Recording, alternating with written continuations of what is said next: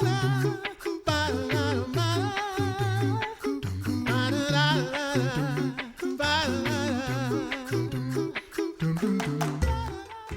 listening to The Coffee Hour. I'm Andy Bates. I'm Sarah Gulseth.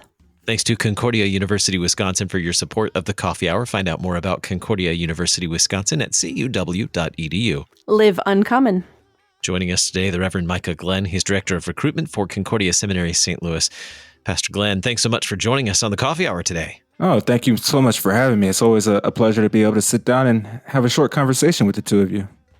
Well, we are looking forward to talking about a great event for high school men and women, an opportunity for them to learn more about pastoral and diaconal formation at Concordia Seminary. Before we dig into what the high school students can enjoy, what does pastoral and diaconal formation look like, and where does it begin for many students at Concordia Seminary, St. Louis? And that's a really good question. And at the very front end of seminary education for future pastors and deaconesses, to me, I think it starts with how do you think theologically from a Lutheran perspective, which might sound weird a little bit at first, but this is a little bit beyond just kind of what you were taught in confirmation and Bible study, but a deeper dive into our theology so that in our preaching and teaching, mercy ministry, our evangelism, our theology centered and focused on the cross and Jesus comes forward when we're engaging people so that we can lift them up, show them love through the gospel. And getting to that point, again, those early classes, you'd be surprised what you need to unlearn maybe from the world or from other education before you're really ready and equipped to really fully apply it from a pastoral office or as a deaconess. So how does high school play into that? Why is high school a good time for young people to be considering pastoral or diaconal formation? Yeah. And for me, we had a campus pastor. I was blessed to go to Lutheran High School North here in town. We had a campus pastor who is now sainted. His name was Pastor Mike Maschke. And I just remember this one class, and it was a church class, maybe my junior year. And we were going through different religions and religious bodies in America. And he held up the Book of Concord, and he asked, in particular, the Lutherans in the class who had read it, and none of us raised our hands. and so you begin to spin your wheels. He asked a very simple question. He's like, well, how do you know you're Lutheran then? And so just those moments where you really begin to form who you are, your kind of identity as you transition to adulthood, hopefully we begin to set plans. Well, what do I want to do moving forward? And so it goes beyond academics as a high school student because, you can go and get your undergraduate degree and then to become a pastor or a deaconess here at CSL. It's graduate school. And so academics play a part, but even planning your future. Do you want to get married? Do you have a girlfriend now? Do you have a boyfriend now? Those types of questions are things I think at that age, which is a lot to ask a 17, 18-year-old. Mm-hmm. But at least have it in your mind so that as you're planning your future, maybe you're not going to come right after college. Maybe you want to do a gap year. Maybe you want to have a short career in something else. But at least begin to, process your life in such a way that you make space to come here to be formed to be a pastor or deaconess. So tell us about Vocatio. Yeah. Vocatio is an event that we hold here. It'll be June 19th to the 24th. It's usually that kind of space each year in the summer where we invite high school students to come and just get like a little brief taste of what it's like to be here, to live here as a student and some of the formation process. I decided to switch things up a little bit this year. So this is my first, I'm entering my second year as the director of recruitment. And so, you want to put your own flavor on things as you get a hold of them and, exercise a little bit of control when you got it. So this year I wanted to really focus on what I was saying at first. How does the pastoral diaconal formation begin and dipping our toes and maybe even our feet into theological water. And so we'll have some faculty members. There will be some pre-sem directors from some of the CUS schools and some pastors to come talk about pastoral ministry, diaconal ministry, and then just talk theologically about different topics that they're each individually in. Because there's such an array of things that we can speak about theologically, right? And some people are more interested in this area or that area. So just bringing people on board to begin to open up high schoolers to what a deep dive into theology looks like. So you mentioned some of the highlights. What does the actual schedule look like for this event this year?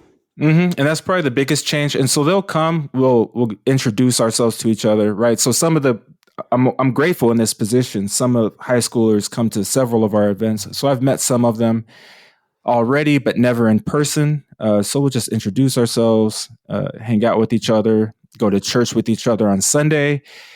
There's a potential for a service event because it's always good to get our hands dirty and go out and serve people who need our help.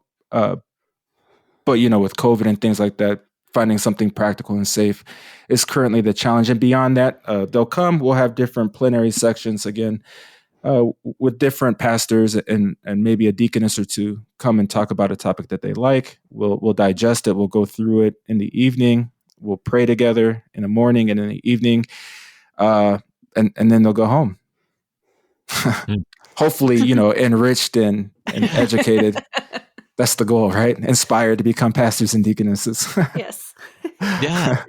Well, just that opportunity to step on campus, to hear from the faculty, to learn from them, and from other students as well, from the current students, and to Absolutely learn more about seminary life and what that's.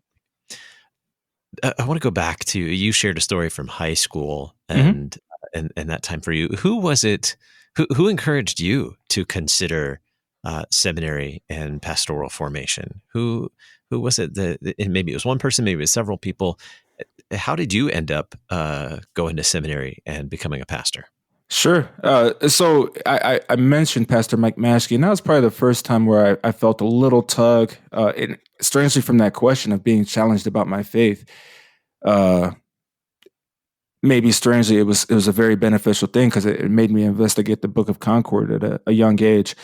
But then life happened. I wanted to be a teacher. I wanted to be a pharmacist. I went through different stages as a young adult. And then people in my congregation asked me to get engaged with the youth in a couple of different capacities. And then they were like, well, you have a talent for this. Maybe you should become a youth pastor. And at first I was like, should I, guys? Really? And then they kept pushing and pushing. So it was a combination of several people, but mostly, my fellow parishioners up at Chapel of the Cross here in town in North St. Louis that really inspired me to begin to actually pursue ministry professionally. So how is it then?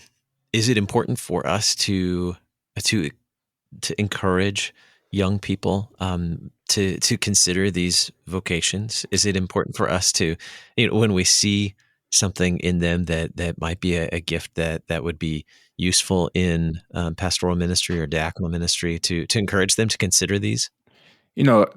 Absolutely. It's an interesting thing. So, now as a director of recruitment, focusing my eyes on raising up a new generation of church workers, I ask a lot of young people that I come across if anybody's ever asked them, well, would you consider being a pastor? Would you consider being a deaconess? And unfortunately, a lot of times the answer is no. Nobody's ever asked them until that moment that they've encountered me. But it can be such a powerful thing, especially coming from somebody who's not your pastor, not your deaconess.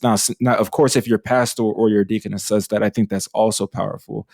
And if you look through our records and things like that, most people get inspired to pursuing ministry because their pastor encouraged them to. But there's usually 1, 2, maybe 3 pastors, if you're lucky, per congregation, maybe a deaconess, but there could be hundreds and dozens of parishioners who are close to a person, who have their eyes on a person. And if you see a person who likes serving in the church, who likes to be engaged, who likes to be involved, and you think to yourself, man, someday that they might be a good pastor or deaconess, absolutely, you should tell them, because that could be the thing that gets them to pursue ministry. Mm-hmm. And that all comes from building these relationships with the young people in our lives too, to be able to recognize that in each other and to encourage each other to maybe serve the church. What difference does it make? I know we've had a year of virtual events and being separate from each other, but this is going to be hopefully in person. What difference does that make to actually be on campus at the seminary, experiencing this in the flesh, to have that experience together as young people? Well, from the very beginning, when God created all things and he saw Adam alone, he said it wasn't good. And so we're creatures of sociality. Is that a word? I don't know. If it's not, It it is should now. be. Okay, exactly. That we're created to be social and be around each other. It's why the church is called the body of Christ. That we breathe together, we live together, and that's such an important aspect of not just human life, but especially for the church. And so after this year of being completely isolated, being able to come together, see each other face to face, at times smile without the filter of a camera, you just can't replace that human interaction with each other. And, at first I was scared because, again, I've been here for a year. I started this call, and then a week later we had to close our campus because of COVID. The timing was impeccable. And so we've had all of these virtual events, and young people give us their time, and I'm so grateful for it, because how hard it must be for them to continue to jump on Zoom for class and then also for social things. And I was worried that things wouldn't shake out right and we'd have to do it virtually again. But as the vaccinations and things have begun to roll back a little bit, being able to actually invite people onto campus as a group to do this, for me, I'm just completely joyful and happy. And I'm seeing it in the responses from pastors reaching out saying that they have young people who want to come, and the fact that it's in person has inspired them even more. So I can't thank God enough for giving us the opportunity to have them on campus, but especially after a year that we had. So how do we take that next step? How do we connect young people in our lives to Vocatio at Concordia Seminary, St. Louis? Absolutely. So there's a registration page. If you go to csl.edu/Vocatio, it'll take you to the page with the events, the schedule, and the registration. Since we've been closed this year, we decided to waive our registration fee. And so you can register for free. And you can also email me at Glenn, GLENNM, as in Micah, at csl.edu. If you can't find that page, I'll just copy it and forward it on to you. But if you go to csl.edu, it's very easy to find the Vocatio registration page. Very good. And we'll include the link in our notes today as well. Sure. Our guest today, the Reverend Micah Glenn, he's Director of Recruitment at Concordia Seminary in St. Louis, talking about Vocatio and the dates for Vocatio this year. June 19th to 24th. So the fly-in, easy day, registration day on June 19th. We'll get busy from the 20th to the 23rd, and then the 24th, quick chapel, and begin to see people on their way. And registration deadline? Is there a deadline this year? Yes. Just for the sake of numbers, the deadline is Nope. That day is already passed. May 19th. May 19th. That's coming up very soon. May 19th, you want to register for Vocatio coming up in June. The Reverend Micah Glenn, Director of Recruitment, Concordia Seminary, St. Louis. Thanks so much for being our guest on the Coffee Hour. And thanks so much for having me. I'm Andy Bates. I'm Sarah Golseth.